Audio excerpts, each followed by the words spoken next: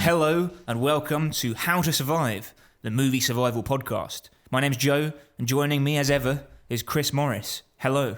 Hello. How are you? I'm very well, thank you. Good. Welcome to episode 131, Chris. Thank you. This week, something Insidious. This way comes. Yes, it's Insidious is the movie. And it's a good one-ish. Now, the movie is about a haunted house, etc. And we're going to talk about it at length. Yeah. And we're going to spoil it rotten. Mm-hmm. And we'll recap the plot. We'll talk about what we liked, what we didn't like. And then we'll say how we would survive if we found ourselves living in the world of Insidious. Now, the good news for Netflix customers is that Insidious is not available on Netflix. It's Amazon Prime. Yeah. Exclusive. So Great. That must have been a real coup for them. yeah. Insidious 2, though. That's on Netflix. Yeah. Easy. Nice. Yeah. It's handy, that. Maybe just watch the second one and try and work out what happened in the first one. Sure, it'll make perfect sense. Yeah, make sure you do watch Insidious because with this director, it's certainly one to watch. It's James Wan, Joe. No, I get it. The director is James Wan. Well, he's one to watch. And he's one to... Well, the film is one to watch. It's ones to watch, surely. I hope he has a blog called One to Watch, but only talking about films that he hasn't seen yet. Yeah, well, he's made. Recapping the plot after this word from our sponsor.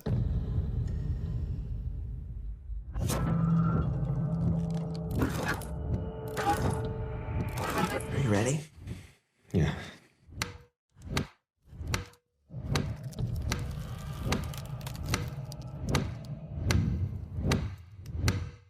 Sweetie? Morning, guys.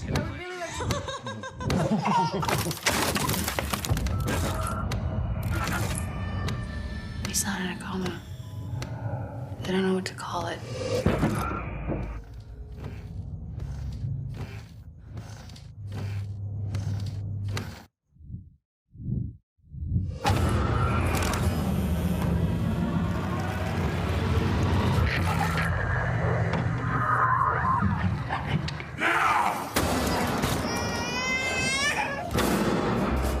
Dalton's room. There was something in there with him. I know someone who can help. Insidious, Chris. That's my Yeah. That's my impression of the title music. Yeah, thanks. Good thing I'm wearing headphones linked directly to your mouth. Yeah. So that was Startled? a little. Insidious tells the story of Renee and her husband Josh. They've just moved into a new home with their 3 children, Dalton, Foster, and Callie. Mm. Yeah. Good. They're named like the Muppets, so that's good. Cousins Kermit, Gonzo, Yeah. etc. I thought it was a good joke about the Muppets, but you didn't laugh hard enough. So I'm going to labour the point. It'll come up again later, hopefully. One night, while exploring the house, Dalton goes into the attic following a creepy noise. Mm. He climbs a ladder to try and turn on a light, but he falls and bangs his head. His parents discover him and he calms down and appears to be fine, but in the morning, they're shocked to find that he's slipped into a coma. Mm. The doctors explain... That can happen if you bang your head and then go to sleep, apparently. Yeah, it's a common thing. You're supposed to keep people awake. No, I think that's... I mean, look up on NHS Direct or something, because I don't think either of us are equipped to talk about this. Yes, that is true. I'd heard something different. If someone's hit their head in front of you and you thought, who will know what to do? Yeah, how to survive a concussion. Yeah. The doctors explain that the fall in the attic had nothing to do with the coma. There's no disease, no injury, and no logical reason why Dalton should be in the coma. But there we have it. He is. Yes, he very much is. He's got all the signs of being in a coma. Yes, yeah. If it looks like a coma, Yeah. and it quacks like a coma. Yeah. After some months, Dalton returns home. Well, they bring him home in his comatose state. Yeah. And that's when things get really spooky. Yeah. A series of nighttime episodes, including marauding spectres, misbehaving burglar alarms, and ominous reports of Dalton stalking the house at night Yeah. from his younger brother, put the family on high alert. Mm-hmm.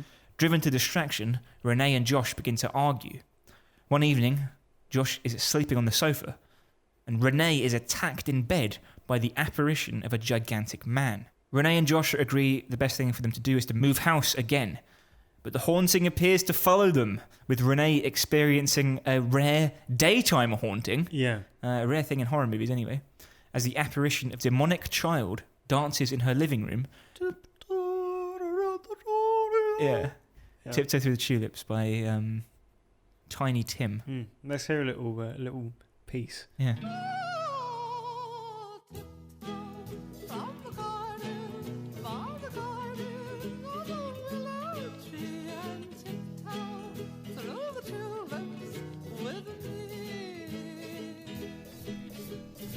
Creepy song, and quite a good set piece in the movie. Imagine being at home alone and then just hearing that coming from like a closed room. Yeah, but also seeing a demonic child running around the house. The demonic child runs around and demonizes her, generally, terrorizes her, and she gets upset. Renee calls for the help of a priest and for the help of Josh's mother, Lorraine, who seems to know more than she's letting on. Yes. Lorraine summons a friend of hers, Elise, who is a demonologist. We've all got one. Yeah. Elise's assistants, Specs and Tucker, investigate first and confirm that something is amiss. Scooby-Doo's gang, basically, turning up. Yeah. What are they called? The group. Are they called the Mystery Inc. They're called in Scooby-Doo. Right. Okay. In the original thing, they're called the Mystery Gang or something. Right. Okay. I think there's more like Beaker and the green professor guy from the Muppets. It's Muppets again, mate. Keep an eye out for more Muppets references. Yeah. I wonder what character you're going to refer to as being like a Muppet. Elise then arrives, and after describing the ghastly apparition, which only she can see, to Tucker, who draws it on paper based on her description, she confirms that Dalton is not in a coma and is in fact subject to astral projection. Now I don't want to misquote Elise. Yeah, it'd be unfair on her. So these are her words taken from the film. She says, "I like to call them travelers. You see, these are people with the ability to leave their physical body and to travel to different places in astral form. Now Dalton, he is a very accomplished astral projector. He's been doing it in his sleep for a long time. He has been since he was very young. And he's unafraid because he thinks they're dreams. And it's that very lack of fear that has led him to travel too far and to become lost. Now, I know what you're thinking, Chris. So where is he? Where is Dalton?" And I call upon Elise again to illuminate us. He's in the Fura. In a place I call the Further. The Further is a world far beyond our own. Yet it's all around us. A place without time as we know it. It's a dark realm filled with the tortured souls of the dead. A place not meant for the living. That's where Dalton is. And the problem is that with his astral body gone, he's just left us with a physical body, an empty vessel. And there are entities that know this because they can smell it. That's why they've gathered around him. Sorry, I'm just getting dizzy from my eyes rolling too much. Oh, God. Elise then conducts some kind of seance. I don't know why you can just write this all in your own words, Joe. I didn't want to do it a discredit. It's such a clear way of describing it. It's so quotable. They can smell it. Elise then conducts a kind of seance, although this is a particularly strange affair, as she wears an adapted gas mask attached to Specs' ears. Do not worry about it. It's fine. It's attached to Specs' ears in order don't ask questions. That she could act as a medium between the spirits, Specs, and the rest of the assembled cast. Where are the children? Don't know. Neither do I. Elise decides enough is enough and reveals that Josh is also an astral projection traveller. Astronaut projection. Having suffered similar nighttime jaunts to which his son currently This is is a afflicted. busy 10-minute period of the film, isn't it? When he was a child. There's a lot to take in. While Dalton is haunted by a specific red-faced demon, Josh was haunted by the spectre of an old lady who wanted to take control of his body. I feel ill. No. Oh, Deep breath. Here we go. basically, Can push to the finish. Here we go. okay. The cast convinces Josh to journey into the astral plane, and so he does. In the astral plane, Josh comes across such ghouls as a murdered family and their murderous daughter, a tall, violent man, the one from earlier, the weird, creepy child from earlier, the red-faced demon who kidnapped Dalton, and the spectre of the old lady from his own childhood. He frees Dalton, and through great pains, they escape back to the real world. And that's it. That's the end of the film. Except it's not. Oh. Well, the family is making merry. A suspicious... What this film needed is another plot point. While the family is making merry, a suspicious Elise takes a photo of Josh. Josh reacts angrily and chokes Elise to death, which seems out of character. Renee picks up the photo that It's Elise like he's possessed by just something. took, revealing that Josh has in fact been taken over by the spectre of the old lady. And the movie ends with Josh/old lady tapping Renee on the shoulder and saying her name. She wheels around and says, well, this has gone on for a long time, hasn't it? This really lost its way. Yeah. Oh, Wow. man. I'm going to take a glass of water Yeah. because I feel rather... Yeah. Dalton was queasy. the only one who got lost in the astral plane, never to return. The movie from the first half also got lost there. Oh, my. What did you think of that? What a roller coaster! As you know, Joe, I like to add a little bit of cultural context to this. Insidious was a response by Wan to By you? to by James Wan to the success of his Saw franchise, and he wanted to make a horror franchise without the gore. It made $97 million box office from a $1.5 million budget, which allowed it to then go on to make a sequel and 2 prequels. It's basically the ultimate trash horror movie, isn't it? It kind of is. Or, Yeah. you know, as we would say, the ultimate my first horror movie, I think. It masquerades as a thinking man's horror, though, doesn't it? Well, no. I think it tries. But It misunderstands what here's that what the film requires. does, right? Okay. Yeah. So it sets up about, you know how like some horror movies will be like, oh, is it madness? Is it a demon? Is Yeah. it in his dreams? Is it this? Is it that? Or whatever.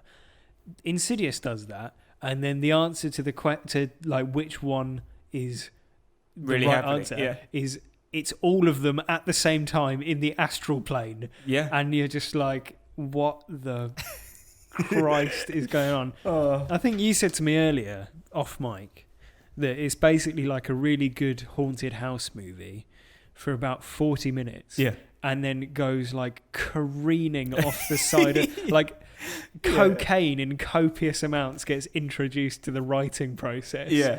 And they turned in the script on the first draft without having read through it. Yeah.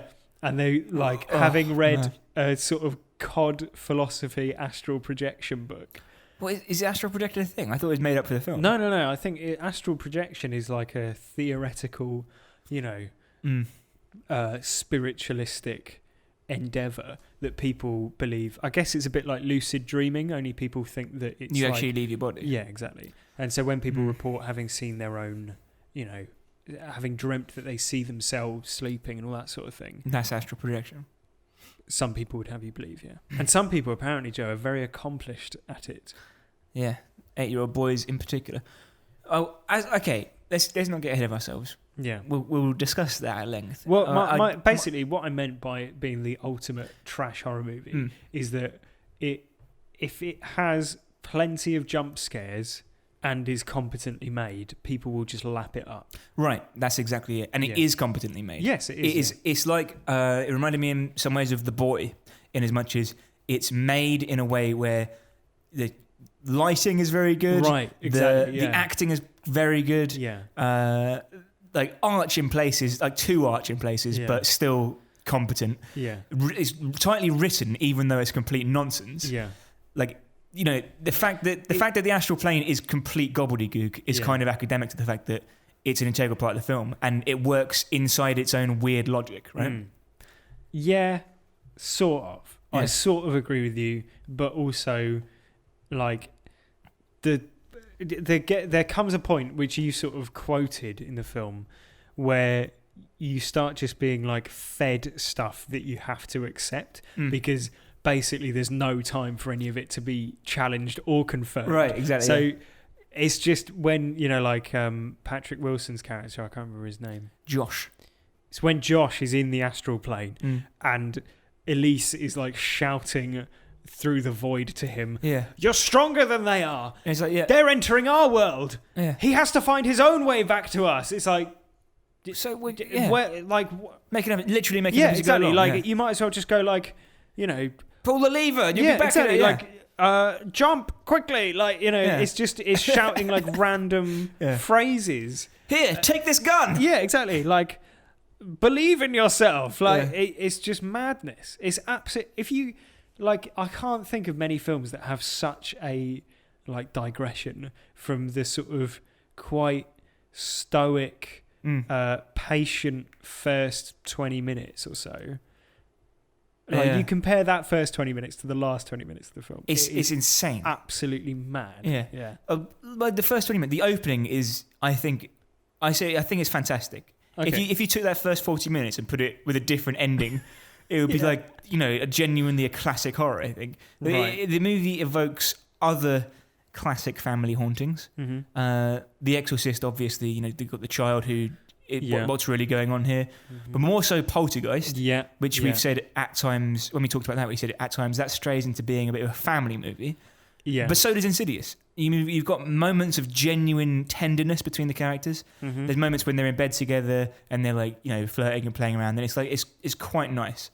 It's like they're likable characters. True. They're doing nice, wholesome things. He's a teacher. They love and support each other. They've got children who aren't irritating.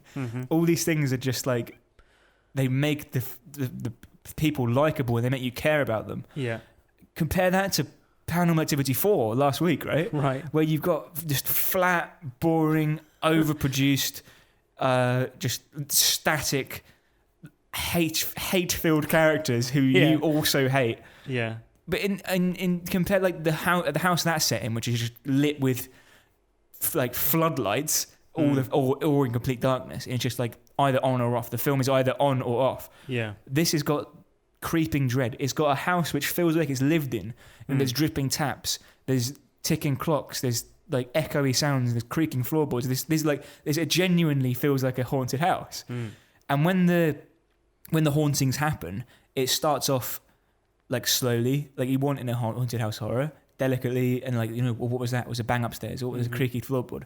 And then when it starts going hysterical, there's two really, really good set pieces. There's one where they're woken up by the alarm in the middle of the night, and he goes down and checks everything, and he's like, it's like such a screeching alarm that it goes like right, gets your back up, and then it goes off again. And then they go around the house and things start going a bit weird again. Then the alarm goes off again, and the doors open, and you're like, oh my God, there's genuinely something going on here. Yeah. And it gets to the point where they can't deny something's happening. Well, that's the same scene where the baby starts crying and she goes into its bedroom. And there's the monsters there, right? Yeah. Yeah, and it's all these things are just happening. And it's like, it could be in another film, it could be overwhelming and like too much. But actually, it ramps up every time because you think it's settled down and it hits you again. And then they retreat to the safety of the next house. And you get what is maybe the best part of the film. And it's the thing that I remembered the most because I saw this a number of years ago when it first came out. And it's the thing that always sticks in my mind is the scene where she takes the bin out. Yeah. Well, if it tracks around the house with her. Yeah. Basically. And it's a very, very long shot. And we mentioned it in the opening. It plays. She puts on some classical music. She walks past the like cloakroom of the house, and the demon kid is stood in there. Yeah, but it's Blinking, like you miss so far to the side of the frame, it. Yeah. and he's like facing into the wall next to. Yeah, I think it's an ironing board which has some like shirts hanging off of it. Yeah. So at first glance, it looks like part of that. Yeah. And it's only when you know he's there that you really know he's there. It's an excellent. It's Yeah. very well played. Yeah, and she goes outside, she looks back through the window, and the record's changed, and Tiptoe Through the Tulips by Tiny Tim is playing. Yeah. And the kid's dancing, and then it ramps up again, and it's like, it hits you with, she's chasing him around, he's tricking her, and then he jumps out, and it's really, that's the big impact at the end of it, the jump scare, right? Right. And a jump scare isn't always unwelcome in a film. It's welcome in this part, because you're already wound up, and you want the release of that tension. It and feels earned. It feels exactly. earned. Yeah, exactly right. Whereas compared again with Paranormal Activity 4, where you've just got bang, and that's your jump scare. Sure. Right.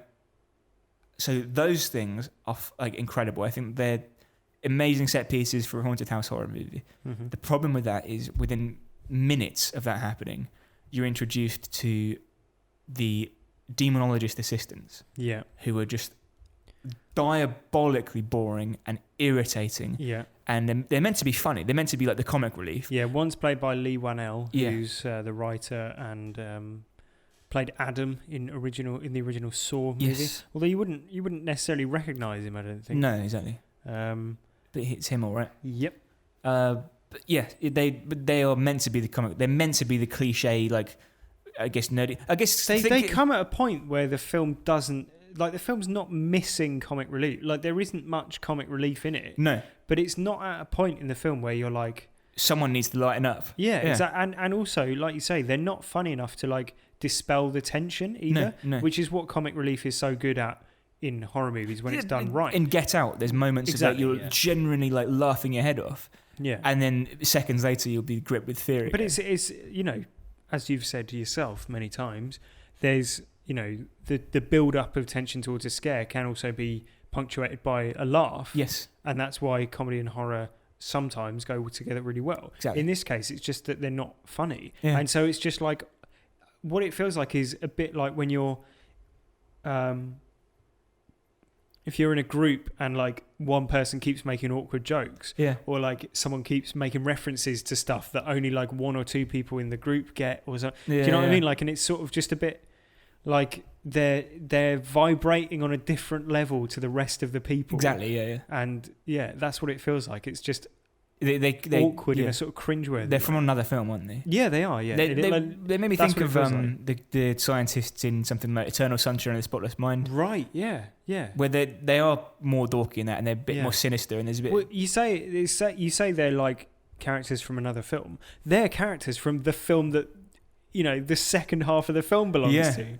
But they're not even that. I don't know. It's bizarre, isn't it? It's really bizarre.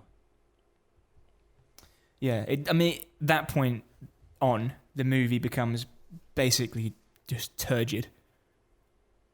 The story is a bit of a mess, though, throughout, I would say. Yeah. Like, family moves into a house, kid, like, hits his head and falls into a coma, but that hitting his head isn't related to it. So it's just coincidence that he then falls asleep.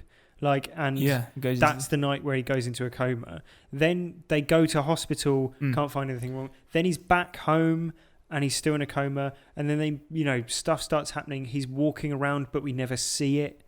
Then they move house. It's not the house, it's the kid. And then there's like the people come in and it's like, oh, it's not that he's in a coma at all, really. It's that he's astral projecting. Right, yeah. Right. Which is such a leap. Yeah, and then you have the whole explanation of astral projection. Then you have the gas mask, like, weird seance thing. What is that about? Yeah. Then you have, but the dad's been able to astral project the whole time. He's just forgotten. Yeah. And that's where the kid's got it from. Now he's going to be hypnotized, like another, like, fucking the 10th element of the film to, like, be thinking about. Yeah. Now he's going to astral, like... It's just mad. Like, it's such a jumble. It's like they took like 10 or 20 horror tropes, threw them at a wall, and then they all stuck. So they just decided to keep them. Right. Like, it's bizarre. It is. It really does, like, heavily lean on horror imagery without, like, earning it Any or substance. explaining it. Right, Like, yeah. so, you know, the little Victorian school kid, right? That's a creepy image. It's a piece of horror imagery which is like well-worn. It's a well-worn trope, right? I don't know if he's even Victorian. He looks like Just Damien like in The Omen. He's just like a schoolboy, right? He's got a blazer and a cap. Yeah. Yeah. So, like in something like The Conjuring, that's the sort of thing that would pop up, right? You've got the kids playing the clap game and all that sort of thing. And by the end of the film, it makes sense that they are there because, you know, the house had all that evil history, right? Same with all the other monsters in The Conjuring. Yeah. Same with like most horror films. All the stuff in it relates to like the core plot line, right? Mm-hmm.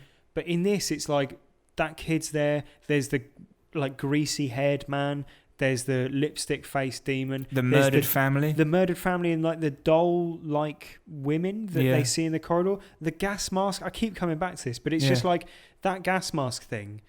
When they're having a seance and Elise is wearing a gas mask which has a tube that connects to a pair of headphones. Yeah, so you can hear her whispering. Yeah. Yeah. That is like absolutely peak, just a peak example of them just going, what looks creepy? Let's just have it in because it looks creepy. Yeah, the gas mask, Silent Hill, the movie, uses gas masks quite effectively because I think it comes from the game, where if you see someone coming towards you in a gas mask, it's fucking weird. Right, but that's because Silent Hill is like set in a nuclear fallout. Yeah, right. Oh, there's an episode of Doctor Who I remember from when I was a kid where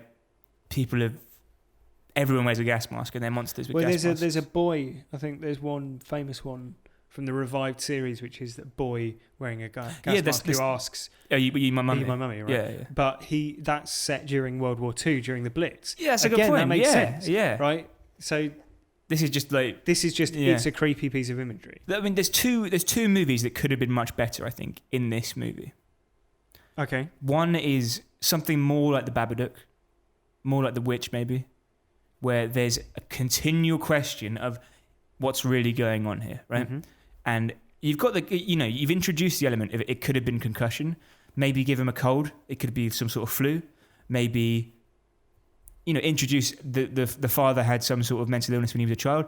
And you think, oh, what's really going on here? And then all the things they see could be projections of their grief and the projections of their fears, right? Seeing a demonic child run around when you've got a child who's very close to death, that's a powerful image. Then that's what I was thinking when I was watching it. It's like it could just be her grief. If those two things are linked, then right. It doesn't need to be it's almost like astral planing is such a fucking huge cop out, because it just doesn't make any sense. You're giving up on the opportunity to make a very impactful and thoughtful movie by saying, oh, it's astral planing. Why not have the kid first scene have him waking up and telling his mum about a dream where he did something, right? Have it built into the fabric of the film from the beginning, as opposed to it literally coming out of nowhere. They have that false start to the film where basically you see a scene of a boy in bed and then the camera sort of twists down a corridor and you see a face at a window, and once you've seen the film you know that this is the father as a boy with the black bride woman at the window, and that's a piece of imagery that's relevant to his astral planing experience as a child. But that's not enough to plant the seed of that. Just looks like haunting, generic horror movie haunting. Right. Absolutely. And the fact that it doesn't immediately play into what happens in the first half of the film means that you sort of forget about it anyway. Exactly, yeah. It's only going back, watching it a second time, basically. You go, oh, that's what that is. Yeah. The other way I think they could have made it quite interesting is by having astral planing established early on, early doors. Yeah. So you have the weird people come in, and it's more like Primer, and they're what we're doing is going to look completely insane. Yeah. And it is, but it's effective. But it's played straight in the sense of it's not done oh, look how creepy we are. It's just this is just going to work, right? We're going to astral plane now. Because Primer is about time travel, but the way it does it isn't hysterical and it isn't fantastical. It's just do you know what I mean? Yeah. It's very I know what you mean. Yeah, it's almost unglamorous. Down to earth. Yeah. So that's kind of where I guess this is at. It could have done that. This is the exact opposite of Primer, basically. Yeah, in many, many ways. It's rarely a good thing, as we've said, when a movie takes away its own ambiguity. Mm-hmm. You think we've spoken about it basically on every horror movie we've ever talked about, how it's either good that it's ambiguous or bad that it's not ambiguous, because giving you an explanation of what's going on requires you to buy into that as a concept, right, or to be scared of it. Yeah, exactly. And if you're not scared of it, or if you don't believe in it, then the film sort of loses you quite often. But also you have to be able to understand it, I think. So take an example, Sixth Sense. He's a ghost. Yeah. You know what a ghost is. Yeah? The Exorcist, she's been possessed by demons. You know what a demon is, and you know what possession is, right? Insidious, the child has the ability to travel outside of his physical body into another place. Is it another dimension? I don't know. Is it hell? I don't know. Is it a hidden level of our own reality? Not sure. It's called The Further. Okay, where is it? How do you get there? You have to have this special power. How do you get the special power? Wait, at least, how do you know about all this? Yeah. Like, you'll have to watch Insidious 3 or 4 to find out that. Has there ever been, though? I mean, has there ever been a truly compelling another dimension movie on that basis? Well, here's one that I would posit, and that's Inception. Yeah. It's compelling, it's exciting, and it feels like the other dimension feeds into, or at least has impact on, the real world as we understand it. Its rules are clearly defined, and although there's quite a lot of woolly, logic or woolly thinking about it all, the way the film cross cuts, and you have events in the dream world impacting on the real world and so absolutely. on, keeps you for the most part on top of what's going on and keeps you engaged. Yeah, I'd agree with it. And also, they say that we can get into people's dreams, but it's not done in a way where Leonardo DiCaprio sits down and for 15 minutes just explains it. Well, there is a sort of version of that, because he takes Ellen Page into through, and then they all start looking at her and explains the mechanics of how they build dreams and everything. But that's compelling, because it's the most visually impactful thing you've ever seen committed to film. Yeah. With Insidious, it we mentioned it earlier, and it's clearly riffing off of Poltergeist. Yeah. But Poltergeist takes itself far less seriously. Yes. And if you think of the scene where the medium arrives in Poltergeist, it's played for laughs, basically. Yeah, because she's so wacky. Yeah, right. And Elise takes it deadly seriously in this, basically. And it made me think, imagine Insidious, which is basically like a greatest hits horror movie. It's got all of the horror tropes. Right. Imagine that sort of film in the hands of someone like Sam Raimi. Yeah. Right? A cabin in the woods-esque, meta horror movie where scores of demons and ghosts, or whatever you want to call them, are trying to get into our world through this empty vessel, right? But as it that would be a lot of fun, and you can imagine that would be a fun, engaging, scary movie. But as it is, right, there's far too much going on in this. Yes. Right? You got haunted house, haunted child, historical ghosts, goth demons, creepy music, quirky investigators, hypnosis, Darth Maul with his Freddy Krueger claws and his Jeepers Creepers workshop, right, for poltergeist toys, astral projection, the Further, it's too much. It's too much going on. No film can hold that much. Yeah, exactly. If it's taking itself too seriously. Cabin in the Woods does hold that. Yeah, but Cabin in the Woods is a joy to watch. Because it's so clever. Yeah, exactly. This is not clever. Yeah. This is almost like the antithesis of the exact same idea. Yeah, exactly. Yeah. I mean, the problem with astral planing, to summarise, is that it's so unrealistic and improbable that it is just not remotely scary, unless you make it realistic and compelling. And they don't. No. They don't at all. He's in a foggy, blacked out studio. Yeah. Yeah. Yes. Bizarre. Now, we mentioned it earlier, and it's that the children in this movie all sound like they're named after the characters from the Muppets. Right. Dalton. What's the other one?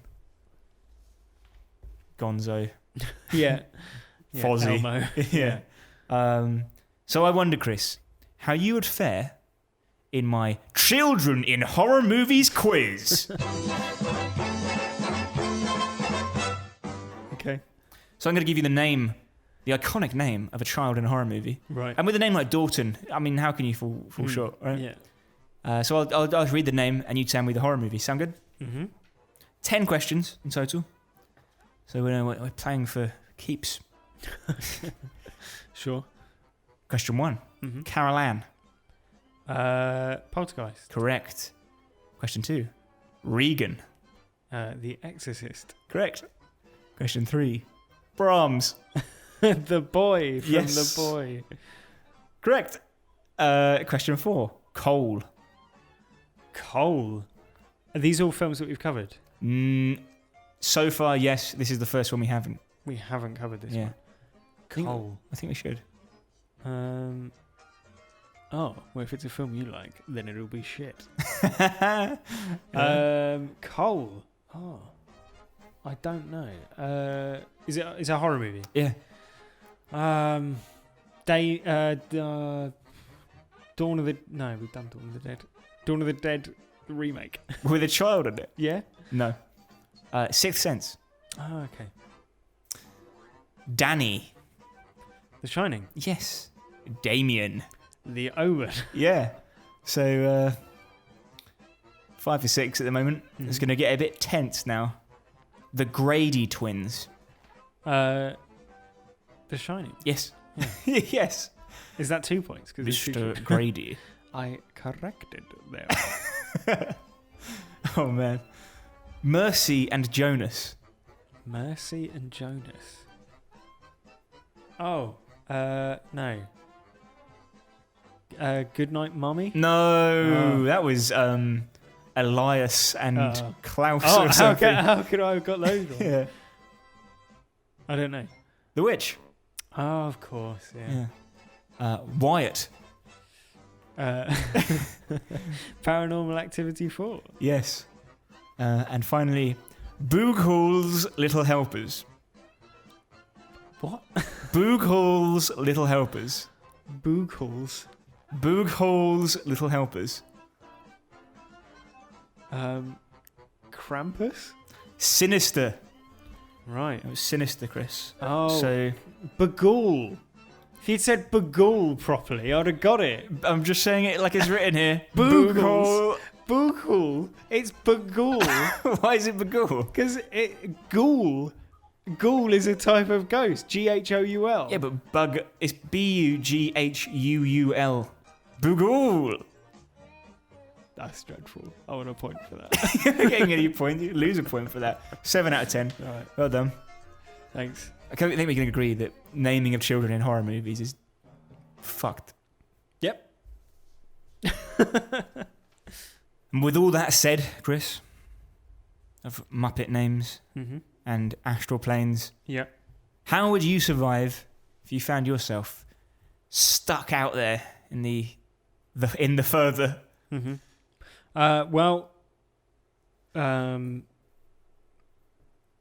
Astral planing, astral projection is not particularly well defined, as we've discussed. But Elise does say that Dalton is a particularly accomplished astral projector. Projectionist, I think, is the... Yeah.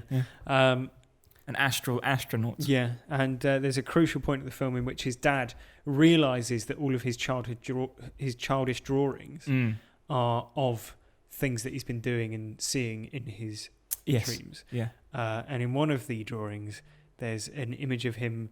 It's like a comic book, isn't it? It's like a two panel. Yeah. Right, yeah, 2-panel comic. And it's him, a picture of him in bed, and it says, "Last night I watched myself asleep." And then the next panel says, "And then I flew away." Yes. Meaning that he can fly in the astral plane. Yeah. So fly away. He's chained up though. Don't allow yourself to get chained up if you can fly. Right. Okay. We don't see any of the demons flying. That's true. But we also Fly away. We don't see them leave the house either. Yeah, we do. We see him when they're trying to fight their way back to the house. He's like surrounded by a big old horde of demons. They outside? Yeah, they're in the sort of weird, like, netherworld They're in street. the place The further, I call the further. Yeah, so basically, fly away. And if even if he is chained up, just break the chain with your flying ability. The further is the most designed by committee name for something, Do you isn't reckon? it? Yeah. That was the original title Of the film, I know. That's awful. Yeah. It's like- Insidious isn't much better, to be fair. Insidious is okay because it implies something insidious is happening, I guess. Right. But then that led to the Sinisters and the happenings and shit. Yeah. It's fucking rubbish.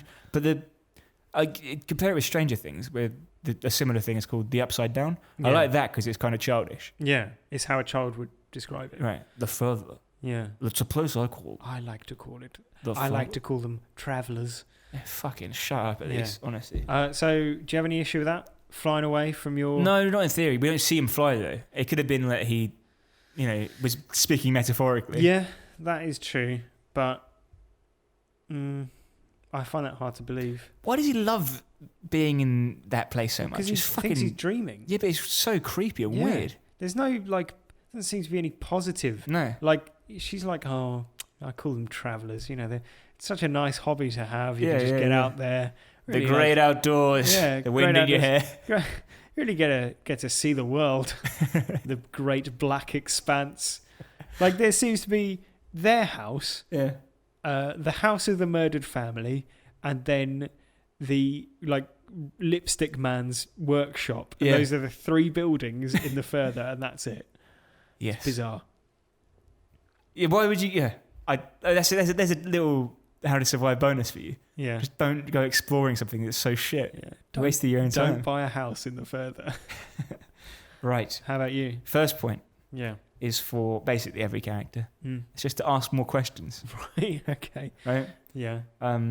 Most basic one I can think of is when the mother is putting Sam Eagle, or whatever his name is, to bed. This is the middle child. Right. Yeah. And he's like, "Oh, I'm scared of." When he walks around the house. Yeah. Yeah. I'm scared of him because he walks around at night. Yeah. And it just cuts. So presumably she just stood up and went to bed. But the only logical question is, what do you mean? Yeah. What do you mean? Yeah, I'll tell you what they should have done. Another bonus How to Survive tip. Yeah. Set up some cameras to record. Yeah. Record him walking around at night. Yeah. Yeah. He walks around at night. Does he? What do you mean? So is he already possessed then? Don't know, mate. The thing is, it could Don't be... know, mate. Could be that he's... This is what I mean he's about walking the around film. in the astral plane. Just going what else would be creepy? Oh, what if he walked around? What else would be creepy? Maybe if there was a greasy-haired man Walks who appeared around in the bedroom. What else would be creepy? Burglar alarms going off? Door open, maybe? On its own? Yeah. Yeah. What else would be creepy? A little boy, child, dancing, probably. Oh, that would be creepy. Jumping out of a cupboard. What should we call it? The What else further would be creepy? thing. Oh, what if they had a little toy that he clicked it and it went to a different coloured film, which supposedly showed him infrared light, and then he clicked it over to one, and there were two women there, and they their faces have changed. on with no animation between it, but just rictus grin. Yeah. Yeah, that would be creepy. Let's put all of that in. So back to my point though. Yeah. Ask more questions. Yeah. So there's your one. They just start for 10. Second one, he's astral planing. Yeah. How do you know? Yeah. Who are you? Yeah. What are you talking about? Yeah. How did you get in here? Yeah. Wait a minute. It takes him 2 days to realise that she was there when he was a child. Oh, I knew you when you were a child. What do you mean you knew me when I was a child? I'd never met you. Yeah. Oh no, I'm a demonologist. What? I don't know a demonologist. Is that when I a was child. job? Oh my God. It's Just everyone's just like, oh right, yeah, I see what you mean. Yeah. He walks around at it's night. the classic oh, yeah, horror yeah, movie absolutely. thing of them being at their wits' end, and the mother is very willing to accept everything, and the father's not so much, but then something he sees changes his mind. Yeah. We've seen that how many times in horror movies? I know. Yeah. Brahms is a very special boy. Don't let the rats get into the walls. Anyway, that's that one. Mm-hmm. I've got one more quick one before you know the next one because it's a bit of a throwaway. Yeah. Use a biro. Right. So when he's drawing frantically writing down what he's hearing through his gas mask microphone thing, he's using what could only be described as like a piece of sharpened graphite. Yeah, like crayon. Almost. And he's just getting faster and faster. It's getting blunt, and I was getting a bit irritated because it was like scraping on the paper a bit. Do you know what I was thinking? Do you know when you use a pencil for too long and your hand starts cramping up? Yeah. Because it's not the most ergonomic thing. Yeah. Oh, imagine that after a few takes of doing all that manic scribbling and stuff. Use a biro, mate. Yeah. Type it. Yeah, big. Yeah, big. Just because he eventually snaps the pencil because he's so Wouldn't happen worried. With a pen, would it? No, you can't snap Wouldn't a pen. happen with a Parker. No. Nice Parker. Yeah. Some cartridge refills. And it even writes upside down. Do you remember that book? Is that a lost reference? I think I remember it rang a distant bell. Yeah. Like they use on the space shuttles. Right. That's not from the advert. That's just what I think might have happened. But I think they use pencils in space, do they? Yeah, I think so. That's the old joke about Russia spent... Yeah. Oh, no. America spent millions trying to invent a pen that worked in space, and the Russians took pencils. Yeah. Of course, they all died from inhaling pencil shavings. Graphite. Yeah. When they put on their gas masks, cross the astral plane in space. Yeah, exactly. Yeah. No air in the astral vacuum. It's fucking rubbish. But please do go on with your next survival tip. One final one. Again, it's just it involves taking a piece of Elise's advice, which is that you're stronger than they are. So just beat them up. Beat them up. Yeah. Beat your way out of it. Yeah. Like just rip the chain to pieces with your hands. Yeah. Punch the through lipstick walls. man in the face, like so hard that he just like flies 200 feet into the air. If the other like hordes of demons try and touch you, because like it's not, they don't enter your body as a vessel, through physical contact. No, they do it by by tricking you into standing in front of a mirror shouting at you for a bit. That's how we see the Black Bride doing it. Yes. So you beat up all the demons. Yeah, I mean, I can't argue with it. I thought the same thing watching it. So it's And weirdly, the demons are stronger in the real world because they're like throwing people around and like slam. Dalton, when he's possessed, puts his hand on the table and they all like explode out from that table, don't they? Maybe they should all swap round. Yeah. And then everyone would be much happier because everyone would be really strong. Yes. Yeah. Yeah, that's a true. Win-win situation. Joe. And it's not so bad in the inside further take away. Some vitamin D supplements. Yeah. Because it's a bit starved of light. Yes. But warm. Yeah. Foggy as well. No need for a coat though. He doesn't show up and he's like, oh, I'm shivering. He's like, oh no, it's quite nice. Yeah. Temperate. But you have got matey there who like licks windows. Which one?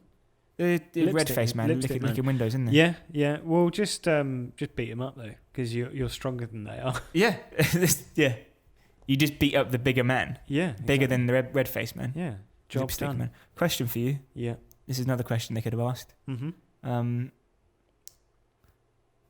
So the nurse is there, isn't she? And she goes, "Oh, you're." That's a cringy line, actually.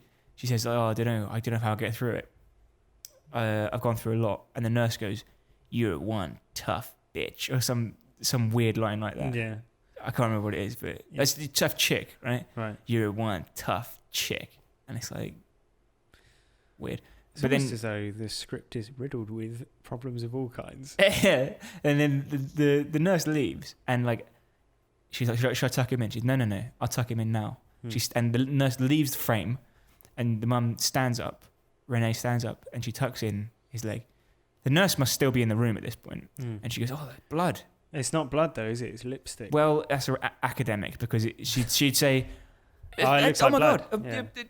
What is this? Yeah. Do you know what that is? I think like much with the as with the scene where the other boy complains about Dalton walking around in the night. Yeah. This is probably them just trying to cut out a laborious discussion scene. Yeah. With the aid of an edit.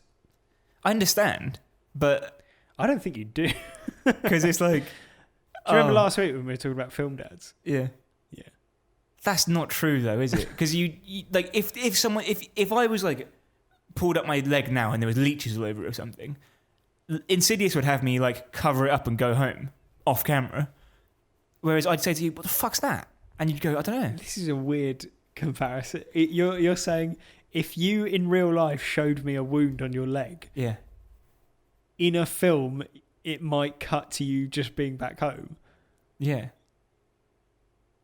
You understand? I think you're being the film dad. I'm not being the. You're being the podcast dad. I'm being the weird theory dad. All right. Right. Last point, Yeah. and then we can go home. Elise says, before she starts, she explains everything about the astral planes and about the further and about what's really going on, right? Yeah. And then Renee says, "What do we do?" And do you remember what Elise says? No. She says, "One thing we can do, but it's a little unorthodox." Right. Now, what I want to know is what is the orthodox method? And why haven't you tried that? Why are you going straight to the gas mask, Elise? Why is that a priority for you? Yeah. I mean, I don't know, Joe, is the answer. What is your suggestion? Well, I mean, at least explore your options, because you've got, the gas. You would agree, I'm assuming, that the gas mask seems like a bit of a last resort. Yeah. It wouldn't be front of mind for me, but she has obviously used it before. So when she says it's unorthodox, does she mean that it's unorthodox because there is an orthodoxy of astral plane demonic researchers who you could have hired and they'd have done it a different way? Mm-hmm. And by that large group, I am considered an outsider because I use this method. Do you know what I mean? Yeah. We can only hope that in a later Insidious film, there's some sort of like astral projectionist conference. Yeah. Where they go into the orthodox methods. Yeah, exactly. Maybe she's like Dr. House or like one of those police police officers who her astral projection chief will go, "Turn in your gas mask and your badge." Yeah. She has to exist outside of the rules of the orthodoxy of astral planing. Yeah. I mean, what it is, mate, is a cliched line from a horror movie. Yeah. Which does not stand up to our rigorous analysis. Much like the rest of the movie, which was Insidious. It's finally over. Thank fuck for that. We're back in the real world. Yeah, but don't take any photos of me, will you? That was a good film to discuss. If you enjoyed it, let us know via email. Mm-hmm. The email address is howtosurviveshow@gmail.com. And that's exactly what Ella did. She says, "Chaps, what did you expect from a film called Cannibal Holocaust?" Yeah, this is in reference to episode 128, Yep. where we talked at length about everything that did not sit right with us. About the movie Cannibal Holocaust. Yeah. It's a fair point. But, You think? yeah, what did you expect? Well, yeah, I know what you mean, but then And also, in fact, we researched it before we watched it. yeah, but it's also our sort of remit to watch a wide range of horror movies. Yeah. And I think it would be less interesting if we just watched ones that we knew we were going to like. Like Insidious. Yes, exactly like Insidious. Ella goes on. Thanks as ever for running a brilliant show. I particularly enjoyed the Christmas episode bonanza. The podcast living up to its promise by helping me survive the first Christmas with extended step family. Nice. You're more than welcome, Ella. Congratulations. Yeah. Apologies if it's already on the list, but could I repeat my suggestion of Contagion or Outbreak? I'd also enjoy your thoughts on a fine example of that trickiest of genres, horror comedy, Hot Fuzz. Interesting. Yeah, I think we could do Outbreak. I did watch that before. Didn't get it. You know what? You've made that joke before on the podcast. I'm pretty certain. Contagion would be an interesting one because Steven Soderbergh has another horror movie coming out relatively soon called Unsane. Yeah. Terrible title. Yeah. But the film looks quite good and is an interesting one potentially to discuss because it was shot entirely on iPhones.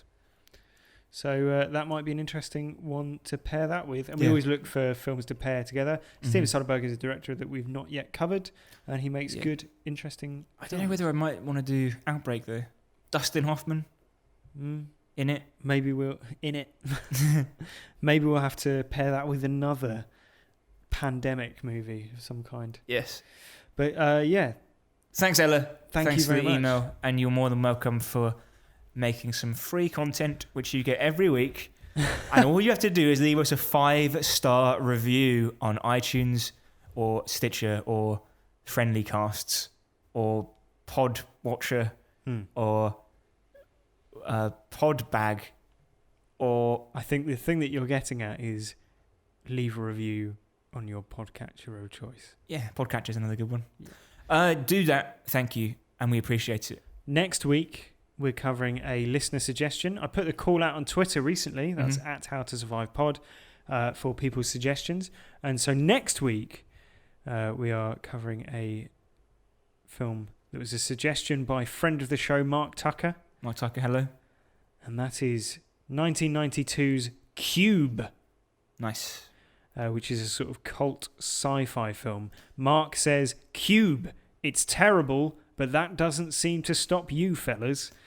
Oh, he's not wrong. Absolutely right. I mean, I think it tends the terrible ones tend to be pushed most by you, I think. I guess there's a sort of odd, curiosity about. Yeah, them. no, I've heard interesting things about Cube, and people have recommended it before. Yes, It's one that we should get around to. And then Corey Wood as well suggested the original Evil Dead. They are great. It's a great little horror film with some style. The first one is good, but has some dodgy scenes which haven't aged well. Great. So Look forward to that. We're going to do the Evil Dead, the Sam Raimi classic, after Cube. So Cube and then the Evil Dead. And we had quite a few other suggestions, which have all, rest assured, been put on our sort of list that we look to whenever we're looking for some new films to cover. So just a little selection of the films that we might cover in the future, which were listener suggestions. Conan the Barbarian, Wreck. That's REC, right? That's REC. Kindergarten Cop. Okay, who suggested that? That was Kieran. Nice one, Kieran. Shaun of the Dead, Hellraiser, Candyman, Monsters, District 9. District 9's good, yeah. And Mike says, The Godfather, for a different slant on the survival motif through the guise of mafioso power dynamics, and so that Chris, as a student of film, is actually forced to watch it. No. Well, thank you, Mike, Mark, Kieran, and Corey for your emails, suggestions. What do you call it? Tweets. Yeah, and Robin was the one who suggested Conan the Barbarian. And thanks again to Ella for her suggestions. Yes. So they'll all go on a big list, and we will get to them eventually. Yes, when we find our way out of the further. Yeah. God, why? Those are good films you've got there. Why don't you tell me about them like 2 weeks ago? Why did we do Insidious? Why are you taking your headphones off? I like taking my headphones off. Mid-sentence. Sorry, you know the microphone picks up all the sounds, not just your voice. Right. Thanks very much for listening. Thank you. See you next time for Cube. And in the meantime, let's end on a pithy line from this movie. I like to call them travellers. You see, these are people with the ability to leave their physical body and to travel to different places in astral form. Now, Chris Morris, he's a very accomplished astral podcaster. He's been doing it in his sleep for a long time. He has been since he was very young, and he's unafraid because he thinks they're dreams. And it's that very lack of fear that's led him to travel too far.